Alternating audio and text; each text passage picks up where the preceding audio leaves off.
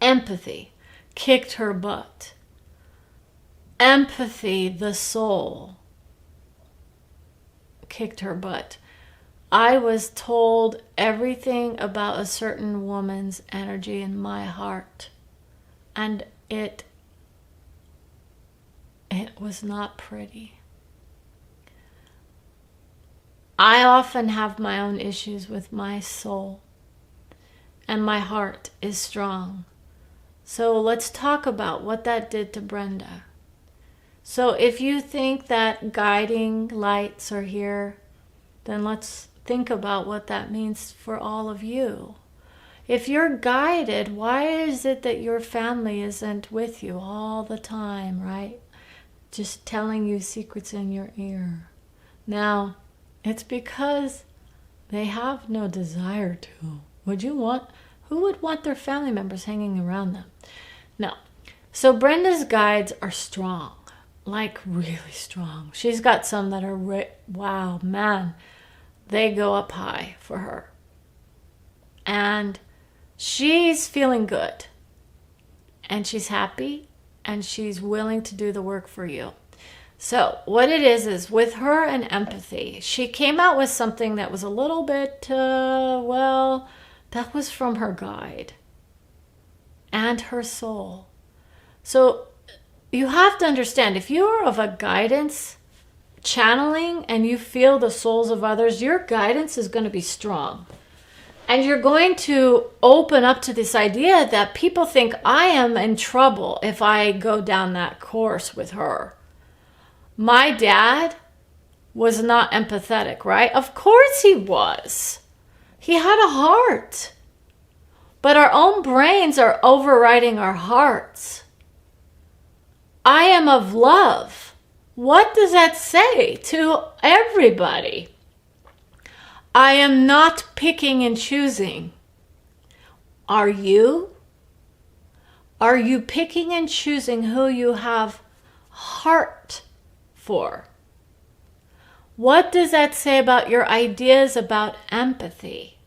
These are the topics we're going to be dealing with related to that issue. This world is filled with misinformation about guidance, right? It's not. It's all there. So there's different levels of guidance for people. Now, the empath way is strong because it's getting put into school. So let's think about that. Now, that's a beautiful thing. How do we connect our hearts to our minds, right? We want the heart energy. And we know it's symbolic it's coming from the mind. We feel it in the heart, but it comes from the mind. Your minds are your worst enemies. When you say that I'm an empath and I can feel everybody, you're saying nothing, really. It's not bad. But others who are of that say, why do I feel bad? You're feeling the energy of somebody, but like we said, you're not meshing. It's a different energy. It doesn't mean, it's not about layers, okay? It's not layered, there is. Now the thing is that in her mind,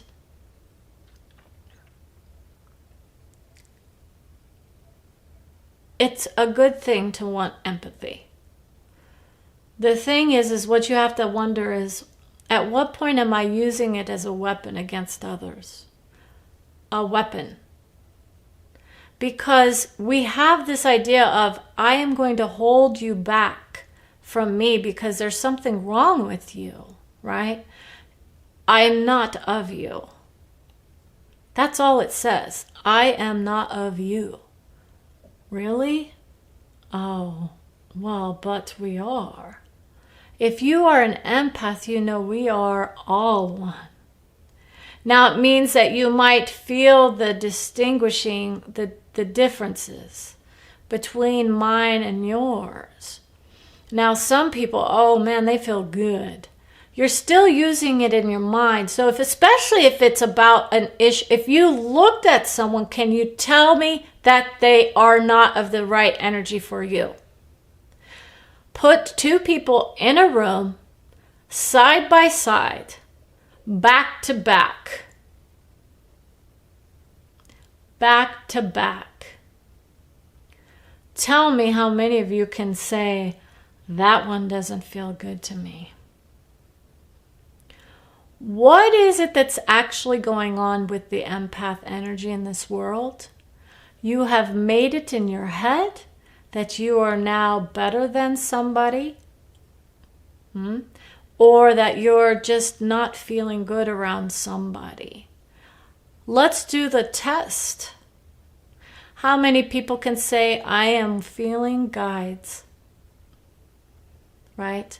So that's the difference. So you have to understand that many people who claim to be empathic, they're actually in this vision of their self as my energy is very open. They have big hearts, and there's someone that in their mind is hurting them, and so, or something like that. Or it could be a very good thing, right? We want to put ourselves in another person's shoes. Or do we? See, that's the thing, is most people can't actually do that. If you can, you wouldn't be judging them. Bring it down to earth. If you feel empathy and the empath energy is going to get you anywhere, let's think about how many people, Brenda just said it, they're going to go, oh shit, because she herself was there. In a minute, she'll admit it. I was there, and then I just couldn't understand what it was about all these people saying, you're all wrong, right? No, you're not all wrong. There's no wrong. If you feel that in your mind that that's a bad person because of their energy, it could be that you're picking up on something, right? I mean, you that's the nature of it. Our energies do collide. We mix. They can collide. But a lot of the times what it is that we are with people who we haven't been able to communicate with properly. And it's not about us versus them. It's the dynamics of the relationship. But to say that, oh, that person over there is bad because they have bad energy. If they're doing nothing to hurt you, oh, let's bring that down. How many of you feel it right now? Brenda is now judging me, right? No, she herself said, I was there. I get it. I get it. Whatever I decide to create in my mind is, but can you imagine feeling guides? Now that's about feeling energy. Okay? Most people don't want to feel that. Most people aren't empaths. You are sensitive to your surroundings. I am easily hurt by others. I get my feelings hurt by others.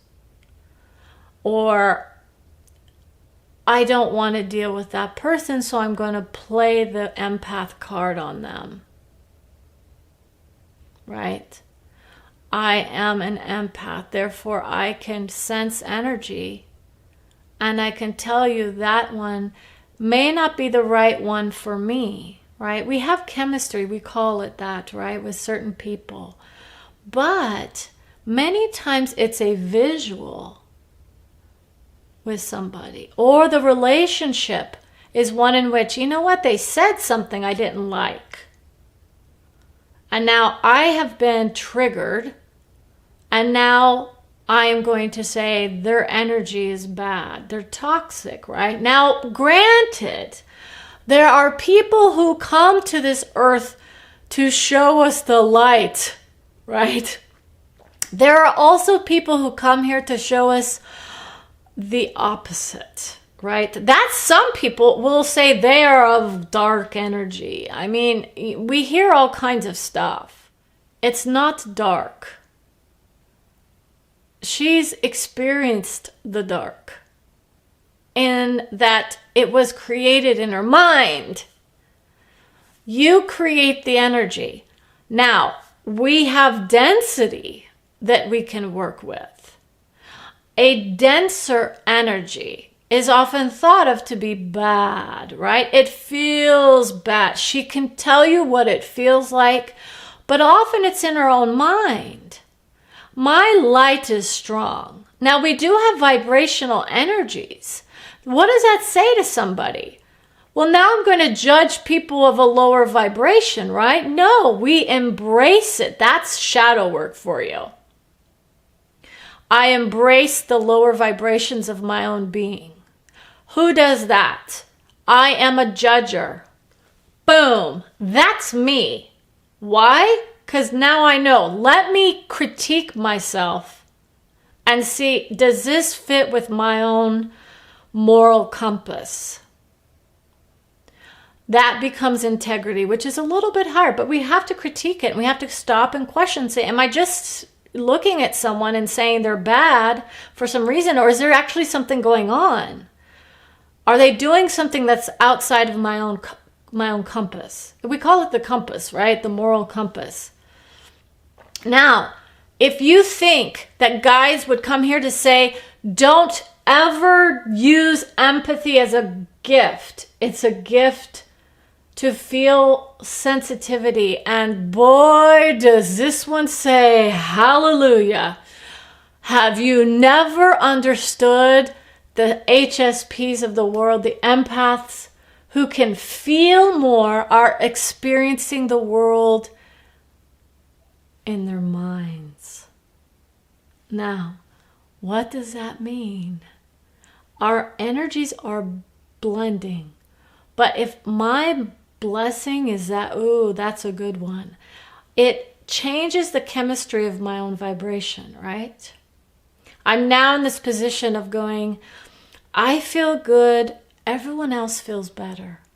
We're lifting our own vibrations. If I want to be looked at as a victim, as an empath, I'm going to find people around me who make me feel like crap. Okay, because you're going to be looking for it.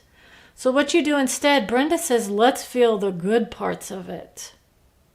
So she does.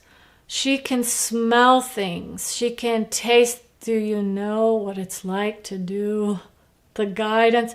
It's why she's able to feel that way for everybody. But it's more like the empathy. Let's take out the sensitivities. It's a lot of it, though. We're mistaking the sensitivities for empathy. But if you were an empath, and we talked about this in the snippet, you would transcend yourself. It's becoming one with others. Who really thinks that they're doing that? Maybe in their relationships, right? With the physicality of a being. How far can we feel the energy? There are people here who can do that. My own soul is one. I am pushing Brenda back. We're going to let her go back. Now, as a guide, I would say, ooh, we're getting interesting. Now, to do this work, this lady's going to hear it from many people. Because in our minds, we've identified ourselves as empathic beings. And it's now becoming so strong in the schools. And it's about opening your heart to others. But it's also about going, you know what? That person may not have my experience. Right? They may not have the same experience that I have. Why would I judge them when if I was in their shoes, I would be doing just what they were doing? It's very simple. Okay? So the idea of what empathic is basically let's bring it in. Now, it could be more of a sensitivity training. Let's be sensitive to their needs, right? Because we're not telling them, please go into their shoes, right? Yes. Let us put ourselves in the shoes of a Muslim. Are you empathic now? Let's put ourselves in the shoes of a slave. Are you empathic now? Let us put us in the shoes of anybody else that you have now said, I hate you. What we're saying is at some point that issue becomes a little bit overdone. Okay, so we can take it in a little bit more. There's no slavery here, right? But it's more like a Muslim. So let's talk about this idea that we hate the Muslims. We are equating Muslims with everybody else now, right? Oh, those bad people. Why? Because they don't believe in my religion. How am I empathic if I don't open my heart to others of any race at all times?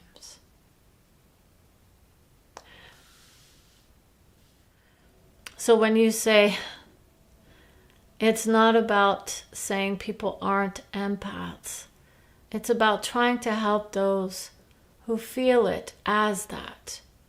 And so what we say is, if you're feeling bad about another person and there's no real reason for it, right? That might be a trigger for you, right? That I should go within. Let me see, is there something visually bothering me? Maybe they're acting strange. This could be our warning system as well. So we don't want to discount that. We've now determined we're survivors, right? So what is it about the other person? Are they acting a certain way? That might be a point of contention. What does that mean, basically? Or is it more like what they look like? What do they sound like to us? What do they feel like? Are they working against us? So I can tell Brenda where her family is at this moment in time. They're getting ready to have dinner. And that's all we were saying, is she's going to go have dinner as well. She's hungry. But your family in the final hours are going to wonder, where did she go? This vision we had of Brenda being helpful to those on the other side, right? She's not there for them. She's there for people here. And that's the soul. I'm here for your soul. If you need guidance, please let me know. If you feel my guides are great and I'm a good one with that one, then that's good too. But your family wants to come through and say hello to their families. Apathy. That's where we are with the world. Let's talk about apathy, right? That's the next one. Empathy and apathy. From the guide of Brenda. We want to say thank you for your listening to our expectations were exceeded for this amount of time. Thank you.